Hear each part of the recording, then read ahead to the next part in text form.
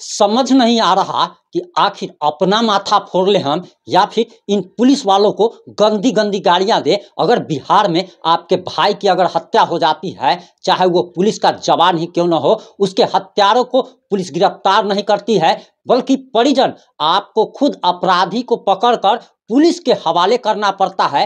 अगर आपके घर में अगर माँ बहन बेटी बहन है और अगर उसके साथ कोई दरिंदगी करता है तो पुलिस उसको गिरफ्तार नहीं करेगी, बल्कि आपको उस अपराधी को गिरफ्तार कर पुलिस थाने तक ले जाना होगा और पुलिस को बताना होगा कि यही वो अपराधी है और इसे आप लॉकअप में बंद कीजिए। इसके बाद पुलिस बंद करेगी। आखिर मामला क्या है और आखिर हम इतने गुस्से में क्यों हैं, जब आप जानेंगे तो आपको भी गुस्सा आएगा कि झारखंड पुलिस के एक जवान की हत्या हो जाती है। ये पूर्णिया की घटना है और पूर्णिया में आपसी भूमि विवाद में उस झारखंड पुलिस के जवान की पीट पीट कर हत्या कर दी जाती है। मुकेश यादव को 6 लोगों ने इतनी बुरी तरीके से पीटा था कि उसकी हत्या हो जाती है, उसकी मौत हो जाती है, लेकिन उसके आरोपियों की गिरफ्तारी पुलिस नहीं कर पाती है और परिजन पुलिस को पकड़कर आरोपी को थाने तक ले जाते हैं और पुलिस वाले के हवाले करते हैं। वही पटना के फुलवारी शरीफ में दलित लड़कियों के साथ, नाबालिग लड़कियों के साथ रेप की घटना को अंजाम दिया जाता है और उसके बाद एक की हत्या कर दी जाती है।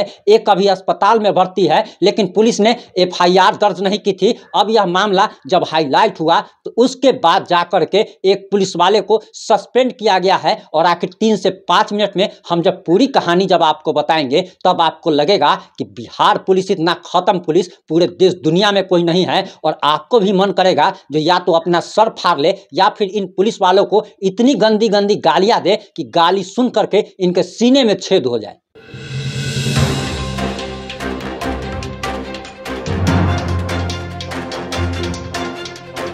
नमस्कार, मैं प्रिंस कुमार सिंह और आप देख रहे हैं पॉजिटिव इंडिया। अगर अभी तक आपने चैनल को सब्सक्राइब नहीं किया है और हमारे फेसबुक पेज को फॉलो नहीं किया है तो अभी कर लीजिए, और जो लोग ऑलरेडी कर चुके हैं उन तमाम लोग को सहृदय धन्यवाद। अब वापस आते हैं अपनी खबर पर और सबसे पहले हम पटना के फुलवारी शरीफ की घटना के बारे में बताते हैं कि अभी तक 2 दिन बीत चुके हैं लेकिन अभी तक गिरफ्तारी नहीं हो पाई है। 2 नाबालिग दलित लड़कियों के साथ दरिंदगी की घटना को अंजाम दिया गया, रेप किया गया और उसके बाद उसकी हत्या कर दी जाती है। एक की घटनास्थल पर ही मौत हो जाती है और दूसरी अभी अस्पताल में जिंदगी और मौत की जंग लड़ रही है, लेकिन उसकी FIR तक पुलिस दर्ज नहीं करती है। और जब पुलिस वाले पर प्रेशर पड़ता है पुलिस मुख्यालय से तब आदेश जारी किया जाता है और एक पुलिस वाले को सस्पेंड कर दिया गया है। लेकिन अभी तक 48 घंटे बीत जाने के बावजूद भी एक भी आरोपी की गिरफ्तारी अभी तक नहीं हो पाई है। और आपको जानकारी देते चले कि दरअसल झारखंड पुलिस का एक जवान जो कि पूर्णिया के भवानीपुर थाना क्षेत्र का और माधवपुर गांव का रहने वाला था, नाम था मुकेश यादव। वह छठ पर्व में अपने घर आए थे ताकि अपने परिवार के साथ छठ पूजा मना सके। हम बिहारियों का अगर सबसे बड़ा पर्व अगर कोई होता है तो वो छठ पर्व होता है और उसी छठ पर्व में दूर दूर से लोग अपने गांव लौटते हैं। और इसी क्रम में झारखंड पुलिस में तैनात मुकेश यादव अपने गांव लौटता है। पूर्णिया के वह भवानीपुर थाना क्षेत्र के अपने माधवपुर गांव जब आता है तो भूमि विवाद में उसकी हत्या कर दी जाती है और बताया जाता है कि 6 लोगों ने उसे इतनी बुरी तरीके से पीटा था, उसकी इतनी बर्बरतापूर्ण तरीके से पिटाई की थी कि उसकी घटनास्थल पर ही मौत हो जाती है। और इस घटना को गुजरे हुए 2 महीने बीत चुके लेकिन 6 आरोपियों में से एक भी आरोपी की गिरफ्तारी नहीं हो पाई। आखिर बिहार पुलिस अकर्मण्यता की पराकाष्ठा को पार कर चुकी है और इतना ज़्यादा मतलब बिहार पुलिस इतना खत्म पुलिस आपको पूरी दुनिया में कहीं भी देखने को नहीं मिलेगा। बिहार पुलिस इतना पापी पुलिस आपको कहीं भी देश दुनिया में देखने को नहीं मिलेगा। और बिहार पुलिस पाप का साक्षात उदाहरण है और जंगल राज का साफ साफ उदाहरण आप कह सकते हैं कि एक झारखंड पुलिस के जवान, आप सोचिए कि वो झारखंड पुलिस में रहे या दिल्ली पुलिस में रहे, है तो पुलिस का जवान ही। और कहा जाता है कि जात जो है सो एक ड्राइवर का अलग जात होता है,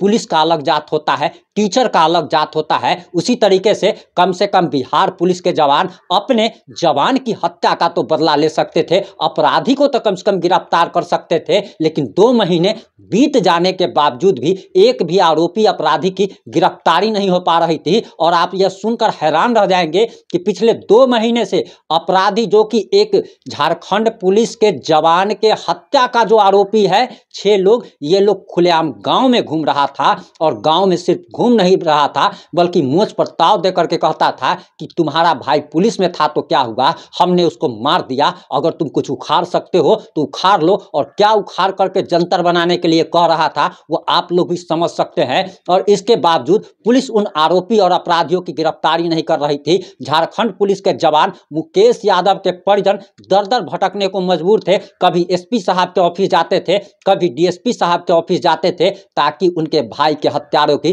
जल्द से जल्द गिरफ्तारी हो सके। लेकिन बिहार पुलिस गिरफ्तार नहीं कर पा रही थी। और उसके बाद अचानक झारखंड पुलिस के जवान मुकेश यादव जिनकी हत्या की गई थी, उसका भाई दोनों आरोपी को, जो उसके भाई के हत्या के आरोपी थे, 2 आरोपियों को खुलेआम जब बाजार में घूमते हुए देखता है, उसका खून खौल उठता है। और वह उसको पकड़ करके तब पुलिस वालों को फोन करता है कि ये आरोपी को हमने पकड़ा है, आप आकर के इसको लॉकअप में बंद कीजिए। इसके बावजूद पुलिस लगभग 45 मिनट के बाद पहुंचती है, जबकि वहां से थाने की दूरी मात्र 1.5 किलोमीटर की है। और सोचिए कि बिहार पुलिस का गति इतना स्लो है कि चींटी भी एक विश्व रिकॉर्ड बना सकती है। लेकिन बिहार पुलिस सोचिए कि 1.5 किलोमीटर आने में 45 मिनट लगते हैं।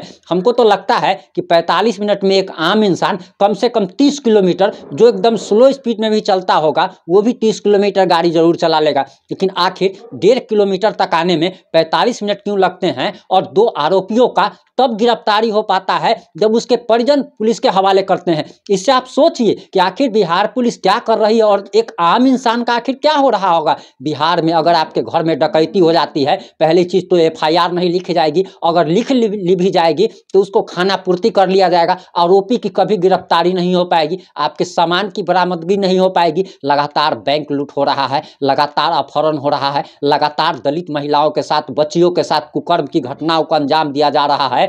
लेकिन इस सरकार के कान पर जू नहीं रेंग रही है। शर्म आनी चाहिए बिहार के डीजीपी आरएस भट्टी साहब को, जिनके आने के बाद लगा था कि बिहार में अब सुशासन का राज चलेगा, जंगल राज खत्म हो जाएगा। लेकिन जैसे ही डीजीपी आरएस भट्टी आए, उनके हाथ पांव सरकार ने बांध दिए, वो कुछ कर नहीं पा रहे हैं। बिहार पुलिस निरंकुश हो चुकी है और कह सकते हैं कि थर्ड जेंडर जो कहा जाता है वह बिहार पुलिस को कह सकते हैं। जरा सोचिए कि किसी व्यक्ति की हत्या हो जाए, किसी के साथ कोई कुकर्म हो जाए, किसी के घर कोई डकैती हो जाए, लेकिन आरोपी गिरफ्तार नहीं किया जाएगा, बल्कि आपको, आरोपी को, आपके घर में डकैती भी होगी, आपके भाई को भी मारा जाएगा और आपको आरोपी को पकड़ना है और पकड़ करके उसको थाने ले जाना है और तब पुलिस के हवाले करना है। तब पुलिस हो सकता है कि उसे लॉकअप में डाले। अन्यथा ये भी हो सकता है कि आरोपी अगर पैसे वाला है, रसूख वाला है, तो पैरवी के आधार पर या 25-50 हज़ार, 1 लाख, 2 लाख, जितना में पुलिस वाला बिक सके, जितना में वो अगला व्यक्ति खरीद सके, उतना में डील होगी और उसको छोड़ भी दिया जाता है। आखिर नीतीश कुमार की सरकार, तेजस्वी यादव की महागठबंधन सरकार इतनी निरंकुश क्यों हो चुकी है? इन लोगों को काहे नहीं शर्म आती है? ये सबसे बड़ी बात है कि एक छोटे से गरीब व्यक्ति को भी इस कुकर्म पर शर्म आ जाएगी, लेकिन इतने बड़े बड़े लोगों, इतना बड़े बड़े लोग जो है वो शर्म छोड़ चुके हैं, बेशर्म हो चुके हैं। और बेशर्मी इन्होंने सिर्फ छोड़ी ही नहीं है, बल्कि ये बेशर्मी की सारी हदों को पार कर चुके हैं, सारा जो है लिमिट क्रॉस कर चुके हैं। और अब तो लगता है कि या तो अपना सर फोड़ ले या फिर इन लोगों को इतनी ज़्यादा गंदी गंदी गालियां दे कि इनके दिल में छेद हो जाए, इनके आंत लीवर में छेद हो जाए, इनके किडनी में छेद हो जाए और हो सके तो इनके मुंह में भी जो है भयानक पिलुआ फर जाए। अब क्या कहा जाए, इतना ज़्यादा गुस्सा आ रहा है। अगर हमने कुछ अभद्र बात अगर बोल दिया होगा अगर गुस्से में, तो कृपया हमें माफ कीजिएगा। लेकिन आप लोग कमेंट करके यह बात जरूर बताइएगा कि क्या आपको भी इस खबर के बाद गुस्सा आया या नहीं, क्या गुस्सा आना लाजमी है या नहीं, और इस खबर पर आपकी प्रतिक्रिया क्या है? अपनी प्रतिक्रिया देना मत भूलिएगा। जुड़े रहे हमारे साथ। जय हिंद, जय भारत।